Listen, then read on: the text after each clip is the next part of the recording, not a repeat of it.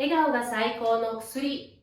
パーキンソン病患者さんのチャレンジを手助けするスタンドアップ 4PD チャンネルです。こんにちは。私は神経筋認定理学療法士かつケアマネージャーでもあるいでちゃんです。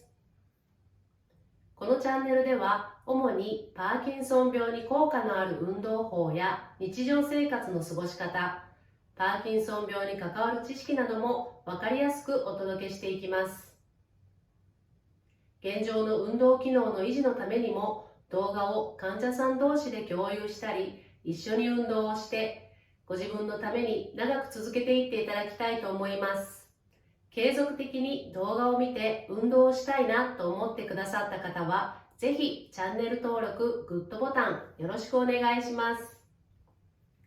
そして公式 LINE ではどの運動をどれくらいやっていくべきかをリマインド的にお伝えしますので、このチャンネルの概要欄にある公式 LINE リンクから登録をお願いします。今回は多くの患者さんがお悩みの姿勢異常について知識面を座学でお伝えしていこうと思います。腰曲がりや気がついたら横に崩れた姿勢になってしまっているという方、姿勢異常の種類、その原因と考えられるもの、リハビリの介入の余地があるかをご説明します。知識動画に遅れて実技動画も配信予定ですので、まずは姿勢異常とはどんなものかを理解し、その後実技に取り組んでいただければと思います。それでは始めていきましょう。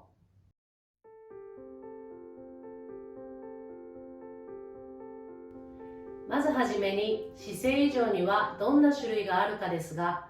頭、首が前に倒れている状態、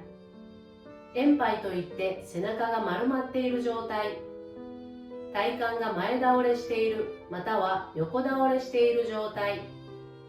骨盤の後傾、骨盤が後ろに倒れている状態、股関節や膝関節が曲がっている状態などがあります。全体をイメージすると、頭、首が前に突き出ていて背中が丸まっている。背中が丸まっているというのは骨盤も後ろに倒れていて股関節や膝も曲がっているというパーキンソン病特有の全体が曲がった姿勢がイメージできるかと思います。そういった姿勢でいるとどうなるか、どんなことに影響があるかですが、腰痛や腹筋、ふくらはぎ、膝裏の痛みが出たり、不快感があったり、バランスに問題が出たり、転倒のリスクが増大したりと、患者さんの QOL を著しく低下させます。その他にも姿勢が悪くなると手が上げにくい、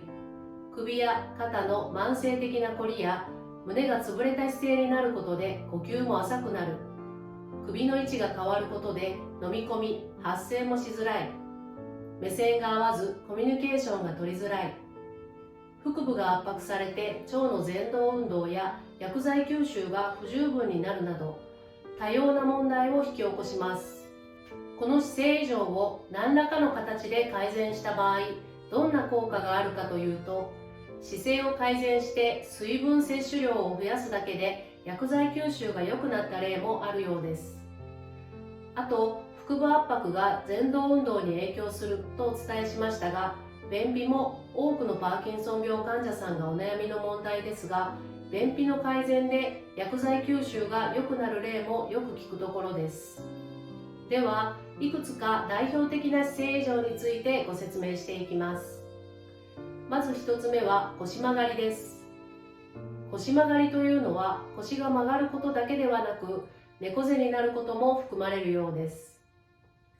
立った時、歩く時に出現し、横になると消失するのが特徴です。骨自体に変形がある整形的なものとは別物です。腰曲がりが生じるのはパーキンソン病だけではありません。腰曲がり自体の原因として考えられているものは、パーキンソン病を含む神経筋疾患や脊柱起立筋といって背筋を正す筋肉が変性を起こすことや、体幹の筋のジストニアによるものなどが挙げられます。続いて姿勢異常の2つ目は体幹側屈、横倒れすることです。これは一方に体が傾いた姿勢のことです。前屈、前倒れの姿勢と相まって生じます。つまり前に倒れつつどちらか一方に傾いている方が多いということです。そして倒れた側の腹筋、背筋の緊張が高くなっている傾向にあります。筋肉の痩せは倒れた側でより見られ、つまり体幹筋が弱っていて、それは倒れた側でより弱くなっているということです。体が一方に傾くと相対的に首の位置関係も変わってしまいます。これが首の可動域制限にもつながっています。体幹側屈の原因として考えられるものは、背筋のジストニアや筋固縮の左右差などが挙げられます。腹筋のジストニアによるものではないのかなと思いますが、ここは聖書に従って脊柱起立筋、背筋のジストニアと記載しています。続いて姿勢異常3つ目は首下がりです。パーキンソン病の場合は先ほども言った通り、体が前倒れしていたり横倒れしていることによって首の相対的な位置関係も変わってしまいますが、体が前に倒れることによって首は相対的に顎が突き出た状態、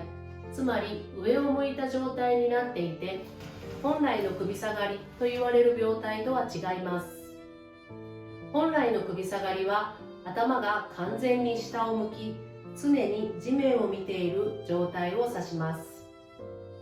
よって首下がりはパーキンソン病というより多系統萎縮症のような他の神経筋疾患でよく見られる病態となります。首下がりの原因は頭、首を曲げる筋肉のジストニア、首を伸ばす筋肉の筋力低下などが考えられます。続いて姿勢異常の4つ目は薬剤性のものです。治療薬の変更や増薬の際に急速に姿勢異常が出現した場合、この薬剤性にあたる可能性があり、内服の中止、減薬により姿勢異常が改善する例があります。これに関しては薬剤性が疑われる場合も自己判断ではなく、主治医に相談して服薬の調整をするべきかどうかの判断を仰いでください。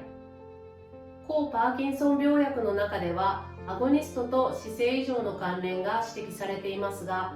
副作用として必ず出るというものではありませんので、アゴニストを服用して副作用として姿勢異常が生じることがあるということを知識として持っていただければいいかと思います。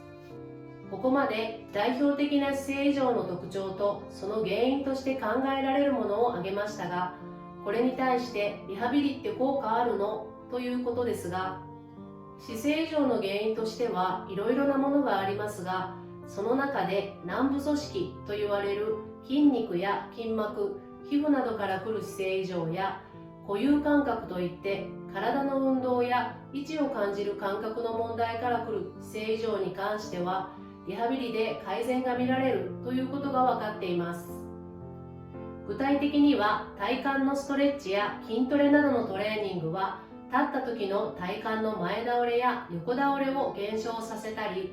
体幹と下肢、足のストレッチや筋トレを含む理学療法は痛みを伴う腹筋の収縮を改善させる可能性があることが分かっています。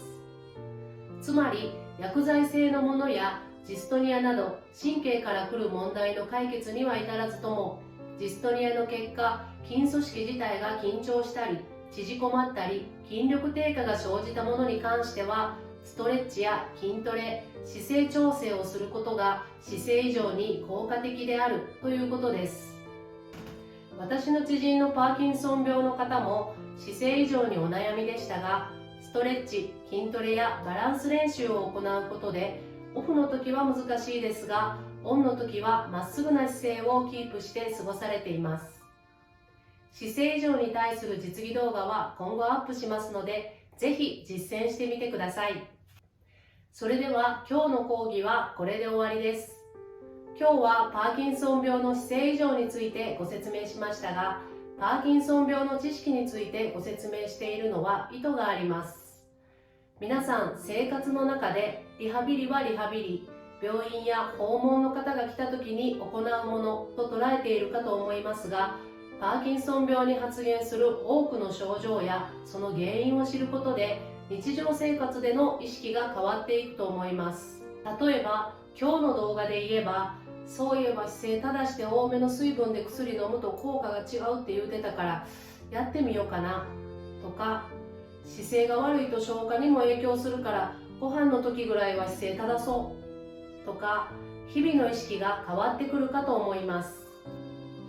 病気のことばっかり勉強したら気持ちが暗くなりそうと思われるかと思いますが、そんなことはなくて、パーキンソン病という難しい病気の症状について詳しく知っていくからこそ、対処法が分かったり疑問が解決されて、むしろ頭がクリアになって活動につなげやすくなるかと思います。